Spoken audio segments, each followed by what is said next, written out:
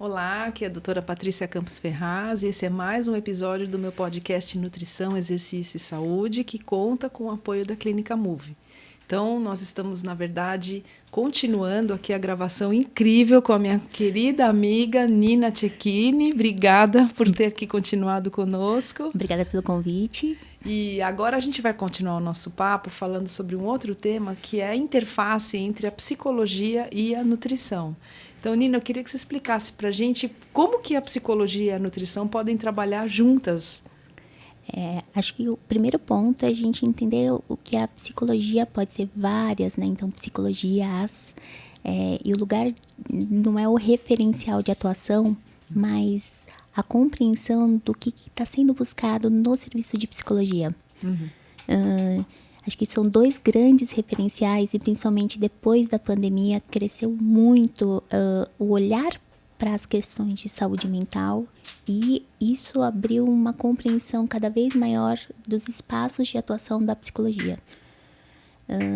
O referencial da psicologia clínica e aí uma psicoterapia clássica, a pessoa vem para o atendimento, muitas vezes a partir de uma restrição, algo que acontece e que ela já não se encontra mais do mesmo jeito. Geralmente a gente pensa em algo ruim, mas não só. Por exemplo, uma mudança de emprego, um casamento, uma mudança de país, algo que a pessoa já não se apresenta mais da mesma forma. E o espaço da psicoterapia pode ser um espaço dela poder se reolhar nessa conjuntura. Um lugar muito importante quando a gente vai atuar em equipes multidisciplinares é o atendimento terapêutico, né? E aí, aqui, uma demanda específica. Por exemplo, como lidar com a alimentação? O que pode ser oferecido numa mudança de rotina? E olhar para isso pode impactar no tratamento e na vida dessa pessoa. Muitas vezes o encaminhamento da nutrição chega dessa maneira. Ou, por exemplo, é um atleta que atua em combate e tem todas as necessidades de se haver e manter um peso muito baixo para uma competição. E as interferências de estar nesse peso muito baixo e estar performando. O que eu estou querendo dizer? Que esse segundo modelo, que não é uma psicoterapia clássica, e sim um atendimento psicológico, a gente tem uma demanda. E olhar para isso e o impacto que a gente pode fazer em pequenas mudanças no cotidiano é algo muito interessante como start de trabalho. Explica pra gente, assim, tipo, que questões você costuma trabalhar nesse atendimento mais focado, assim, à alimentação, só para situar. Claro. Eu gosto sempre de pensar no imediato, numa compreensão de como que está o dia da pessoa. Então, assim, bem devagarzinho, olhando como cada uma das atividades diárias se encaixa, como que a pessoa se percebe em cada uma dessas atividades. E mais, lugares aonde ela vai me trazendo que não está tão confortável. Eu vejo muito em adolescentes que estão no colegial, chegando em época de escolher ou não fazer vestibular, fazendo atividades que atividades físicas e começando a performar, que pegam mais um período além da escola estendida, e sem tempo de estudar, tendo que abdicar de muitas atividades sociais e o impacto que isso causa. É muito comum esses adolescentes acordarem, me descreverem que acordam cansados. E você vai olhar a rotina deles, acordam, higiene pessoal, um café da manhã, deslocamento para a escola e ficam 7 horas recebendo informação, interagindo de uma forma cognitiva que ele precisa estar ali tendo um comprometimento com o conhecimento que está sendo passado. Sim. Sendo avaliado. Sai o almoço rápido ou o lanche e já um deslocamento para uma outra atividade. Que às vezes é um esporte, né? Que é de o 2, esporte. 3 horas, né? Um esporte de alto nível, de alto rendimento. Exatamente. Né? A gente vê muito isso. Vou pegar o exemplo aqui, por exemplo, da natação. A pessoa fica numa atividade que vai exigir cognitivamente que ele esteja focado, que ele não esteja interagindo. Vão ser mais 2 horas, mais treino de força, por exemplo, no dia, 3 horas, que é esse período muito alongado que a pessoa tem que estar disponível para aspectos de memória, atenção e percepção em um nível altíssimo. Para o que resta da noite, por exemplo, se haver com uma lição de casa, ou algo que precisa de um trabalho, ou simplesmente interagir com os outros. Sim, a gente vê isso com uma certa frequência. E que impacto que isso tem, assim, nesses jovens, né? Porque a impressão que eu tenho é que sometimes it's too much. Acho que a primeira questão é eles já estão numa rotina de adulto, sem ainda ter a maturidade do adulto para lidar, né? E acho que é sempre interessante colocar que a gente está falando nesse momento de um tipo muito específico de adolescente. Claro. Num contexto e num interesse, mas só para exemplificar, né? E o impacto é justamente esse, o já ter que ser, Sim. o ter que estar, quase como talvez um primeiro momento dessas lógicas das grandes metrópoles brasileiras. Sim. E engraçado porque a gente está tirando do adolescente. É muito legal a gente entrar nesse nicho, porque acho que isso exemplifica muito aonde entra a psicologia e a nutrição. Porque muitas vezes eu preciso cuidar desses atletas para que a alimentação dê conta de tantas demandas. E o que a gente percebe é que a gente está tirando um pouco do tempo ocioso, né? Que faz um pouco parte da adolescência. E talvez, assim, eu como mãe, num primeiro momento, eu acho isso até interessante para não deixar o filho em muito contato com videogame, com tempo de tela, porque esse é outro problema, né? Quando o adolescente fica ocioso, a gente já não está mais naquele momento que era, por exemplo, na minha adolescência, de muitos anos atrás, que era a gente tinha aquele momento de ócio criativo. Esse ócio criativo, ele vai para o tempo de tela e é um outro problema que a gente gera. Então, eu entendo que a gente tem que transitar nesse meio. Mas, assim, numa situação dessa, como que você intervém, assim, como que você remedia uma situação dessa? Onde o adolescente pode estar visivelmente sobrecarregado. Como que o atendimento psicológico vai ajudar ele a lidar com isso? Primeira coisa, a gente ter o entendimento, detectar como que tá isso na vida adolescente. Eu tenho a impressão que todo mundo, e aí a gente tira o adolescente que está nesse momento de buscar uma performance, como, por exemplo, outro que tem uma atividade além da escola, como a gente pegar um jovem adulto que está se havendo com estudar em mercado de trabalho, como um adulto que passa horas entre deslocamento, atividade física e trabalho exaustante. Todos aqui dizem de uma demanda, dizem de uma busca, e aí voltamos para o aspecto. Faz sentido? Isso. Assim, o que é, pegamos o exemplo da natação, assim, o que é nadar? Na vida desse adolescente que está agora talvez deixando de fazer algumas práticas. Faz sentido? Para a gente chegar no comprometimento com a natação. Acho que é importante aqui, só um adendo, que para minha área é muito caro, que é lembrar que muitas vezes esse adolescente está atingindo uma maturidade física, ele começa a ter as suas responsabilidades, mas os aspectos cognitivos, ele vai começar a iniciar a maturação neste momento. No lugar que é o performar, já ocupa um espaço muito grande. Entendi. E a gente ter um acompanhamento do que é começar a ser responsável passa por pequenos lugares. Sim. Ou abrir mão de talvez não ficar tanto no videogame, ou ver se dá para ir naquela atividade ou não com os amigos. A alimentação, uma suplementação, ou dedicar-se para algumas matérias na escola nesse momento que eu estou com uma situação mais perigosa em nota, ou deixar outras de lado. Isso vai dizendo aqui algo que pode ser muito positivo, que é o que me faz a diferença, mas também diz dessa sobrecarga que é dos nossos tempos. Sim.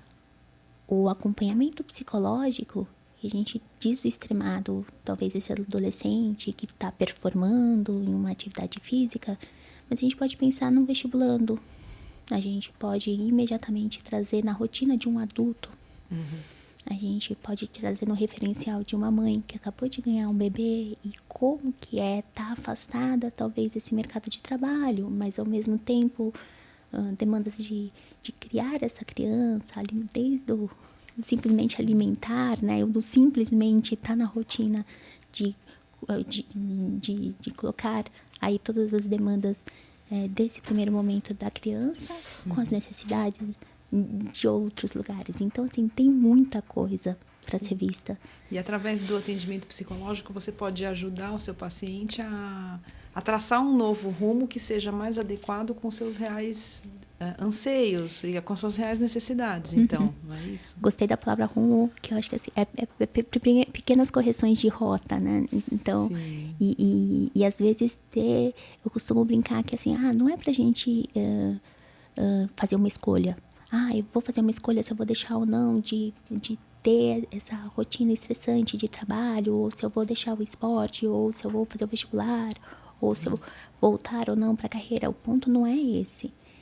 É estar tranquilo como as coisas vão se apresentando na vida e que não tem que ser uma escolha ou outra. É quase que aquilo que não está cabendo não fazer mais parte do referencial. É difícil. Sim. O permitir abrir mão, o conseguir dizer não, o conseguir olhar para aquilo e ter uma tranquilidade, me diz respeito. Sim. Então, é você, por exemplo, capacitar essa mulher, né, que acabou de ter um filho, de parir, de respeitar esse próprio tempo, né, da licença maternidade, de lidar bem com isso, de talvez não se sentir culpada, né, por estar fora da empresa ou com medo de voltar e enfrentar uma demissão quando retornar ao trabalho. Que isso, infelizmente, acontece, né, nos nossos meios. Então, assim, acho que, pelo que você está me dizendo, esse atendimento psicológico instrumentaliza as pessoas a lidarem de forma mais assertiva com esses fatores e mais fácil, talvez, né? E a questão da nutrição aqui é um ponto muito importante, porque não é só o se alimentar. Sim. O que você faz neste alimentar diz de uma inserção. Sim. Diz do como você está lidando com esse cotidiano, diz do que você está buscando, vamos trazer uma palavra aqui, filosofia de vida, referenciais, né, desse comprometimento com que cada momento ocorre. E esse aspecto aqui que vai sair do restritivo para um comprometimento com o que você faz no seu dia a dia. Esse que talvez seja o maior benefício deste lugar de um atendimento breve, focal e de correção de rota. Sim. Que é um modelo diferente da psicoterapia, quer dizer, você tem um contato mais rápido, talvez, e um pouco mais assertivo com o paciente para tratar de questões de origem mais prática, talvez?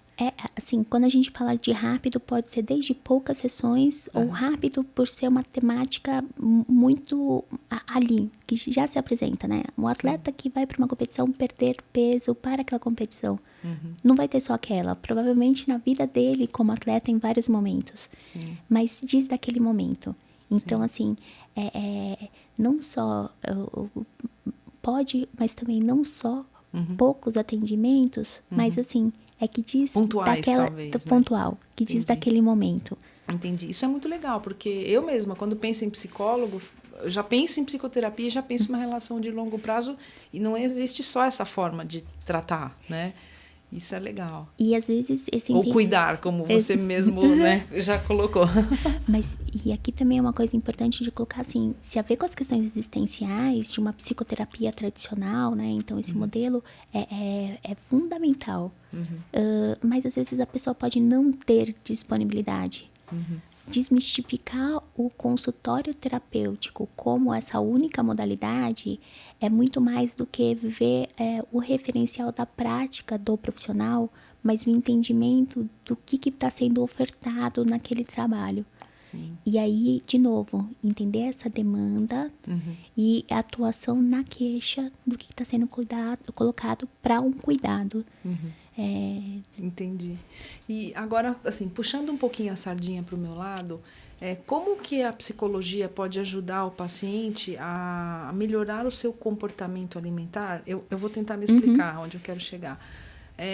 A alimentação, ela é cercada de muitos significados, como a gente falou aqui. E tem uma questão de emoção e de afeto muito importante na alimentação. Eu queria que você falasse um pouquinho mais sobre isso.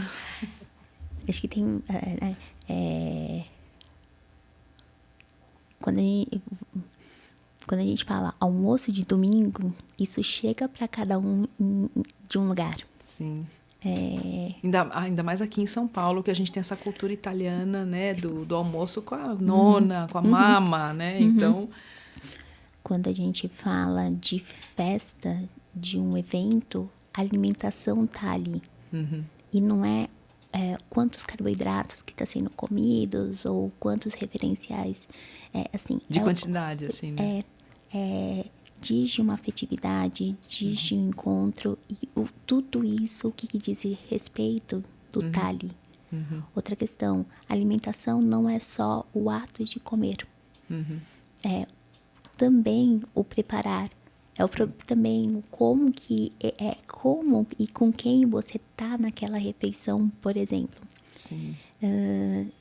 Quando a gente se alimenta, diz muito da nossa história e que lugares que a gente vai entrando ali nas relações imediatas. A alimentação também diz muito do momento que você se encontra. É um medidor muito interessante. É verdade. E você está me falando aqui algumas coisas. Eu passei alguns meses na França a trabalho, fazendo um estudo. E eu fui com muita curiosidade para observar como os franceses se alimentavam, porque aquilo é muito curioso, né? A relação que eles têm com a comida é uma coisa maravilhosa, né? Tanto é que é patrimônio da humanidade. E a minha percepção foi a seguinte: os caras, eles conseguiram desvincular a questão de comer muito com comer bem. Isso é muito sábio, né? Eu acho que isso tem muitos milhares de anos, né, para eles chegarem nessa forma de se alimentar.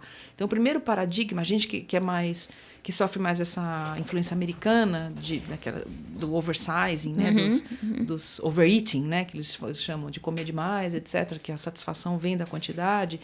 Os caras lá prezam pela qualidade dos ingredientes, pela forma como você apresenta os alimentos, pelo slow food um pouco, né? O ritual de comer uma entrada, um prato principal, uma sobremesa, tudo muito pequeno, muito comedido, mas muito bem apresentado e muito bem preparado, com ingredientes locais e de ótima qualidade. Aquilo mudou tudo, fez um clique, assim. Eu já tinha lido coisas a respeito, mas quando eu fiquei ali alguns meses imitando as pessoas que trabalhavam comigo, eu falei, eu vim aqui disposta a olhar os meus colegas e comer que nem os caras. Eu lembro que, assim, em 3 meses eu emagreci, sem querer, 4 quilos. E treinava muito menos do que eu treino aqui. Mas foi nesse olhar e com essa forma de comer. Então... Na França não se acha adoçante, por exemplo. Você vai procurar adoçante na França, não tem. Mas as pessoas comem pouco açúcar. E eu aprendi, por exemplo, que um doce francês... Eu gosto muito de doce, tá, pessoal? Eu não sou a nutri fake, eu gosto de comer bem. Quem me conhece sabe. E assim, os doces franceses, eles são pouco doces e o sabor do ingrediente principal, ele salta, ele se ressalta. Então, de uma certa forma, é um doce que ele é pequeno, mas ele te satisfaz. Então, tem muita sabedoria por trás disso. E eu transpus isso muito para os meus pacientes, falando, olha, o problema não é você comer coisas muito bem elaboradas, mas pensar num ritual, né? Que é o que você falou. O ato de comer, desde você comprar no supermercado, planejar sua refeição, pensar em alguma coisa que você gosta muito e que você tem vontade de comer, preparar aquilo, servir aquilo para as pessoas que você gosta, numa mesa bacana, bem posta. Claro, muitas vezes no dia a dia a gente não tem essa oportunidade, mas a gente deveria criar essa... Que isso, inclusive, está em linha com o Guia Alimentar da População Brasileira. O que ele fala? Que as pessoas devem investir tempo em adquirir habilidades culinárias, quer dizer, esse saber é importante para a saúde das pessoas. Você não sabe cozinhar? Aprenda, né? Vai ver um vídeo no YouTube. Tem tanta gente boa ensinando tantas receitas legais que podem fazer super sentido para você. Pega a receita do caderninho da vovó, da família, ressuscita as receitas que estão lá. Então, esse é um saber importante, mas a gente colocar a alimentação não só na quantidade a satisfação que vem da alimentação, não é só da quantidade de comida que a gente ingere, mas com todo o envolvimento emocional e afetivo que o evento de se alimentar traz. Então a gente se satisfaz de outro jeito. Sim. Também. E assim, a questão alimentar diz do que é ser humano. Então, assim, é pela alimentação que a gente... E a necessidade da agronomia, né? De estar sedentários, que diz de um tipo de situação que a gente se encontra hoje. A gente não é nômades, como... Não somos mais. Não somos mais. Como há milhares de anos atrás. Exatamente. Né? Se a gente pega uma cultura da Grécia Antiga, o estar em reunião diz do filosofar. O tomar o vinho diz de habilidades que a gente vai construindo durante esses anos, do poder industrial que vai se criando na história. Então, modelo feudal, e a gente ter os processos de ser feito, cada um pouquinho ali, e começar a questão do não ter que produzir tudo. O sair para as navegações e começar a ter as especiarias. A importância da especiaria para o entendimento de ter sabor naquela comida. Voltar a ter isso. O processo de ter queijos, vinhos, leite, e a longo prazo guardado. A invasão moura na Europa vai dizer de ter sementes. E isso, o crescimento, por exemplo, da idade da população. Depois, grandes navegações, imediatamente milho e inhame, né? A base da população mais pobre da Europa. O açúcar para a população mais enriquecida. E a revolução que isso traz. Então, assim, a gente pode brincar falando que, assim, a base da alimentação indígena salvou a população, o opaco crescimento demográfico que tem na Europa atual. E põe nessa história a batata que saiu aqui da América, do Peru, e foi parar na Europa. Exatamente. Né? E virou a base depois, a base da alimentação europeia, né? Então, assim, a gente olhando aqui, diz a alimentação diz da gente retomar lugares da cultura. A gente olha hoje em dia a busca de asseguramento.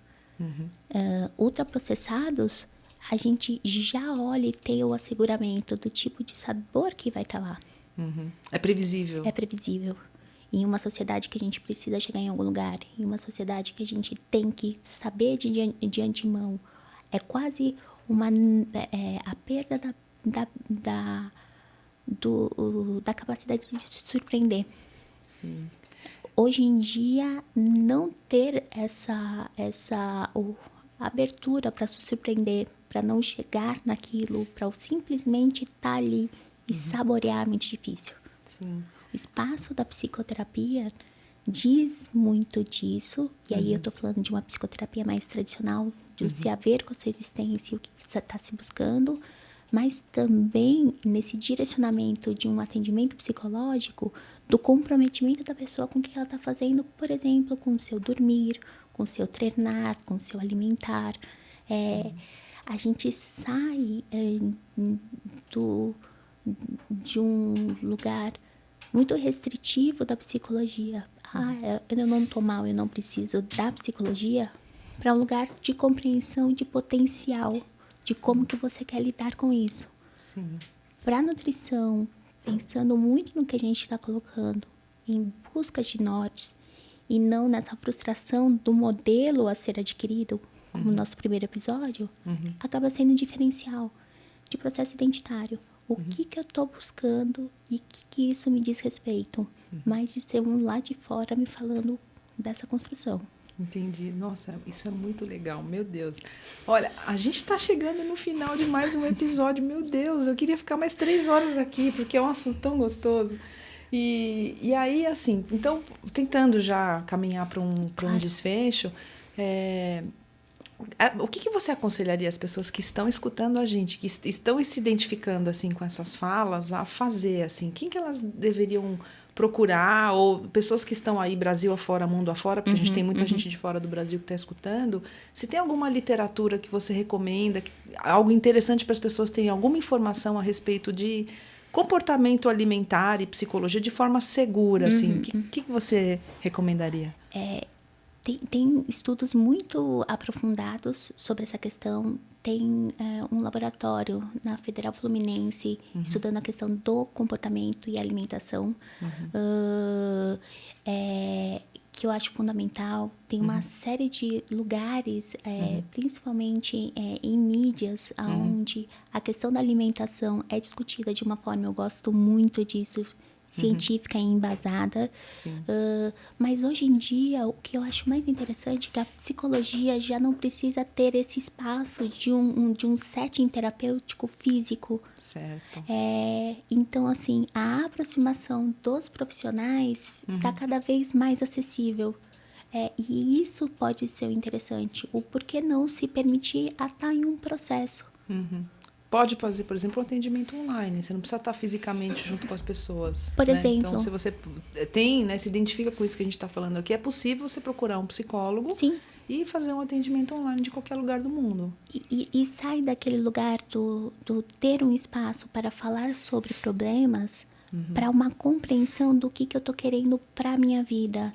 Seja em uma mudança de comportamento de algum aspecto, seja de referenciais que podem ser de uma outra maneira que eu não estou conseguindo lidar no meu cotidiano, seja para se haver coexistência.